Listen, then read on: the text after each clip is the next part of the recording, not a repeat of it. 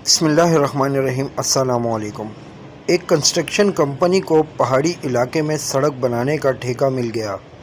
सर्वे के दौरान एक गैर मुल्की ठेकेदार ने पूछा कि आप लोग पहाड़ी इलाके में सड़क का नक्शा कैसे तरतीब देते हैं। इस पर ठेकेदार ने कहा कि चूने की बोरी में सुराख करके गधे पर लाद देते हैं और गधे को पहाड़ पे छोड़ देते हैं।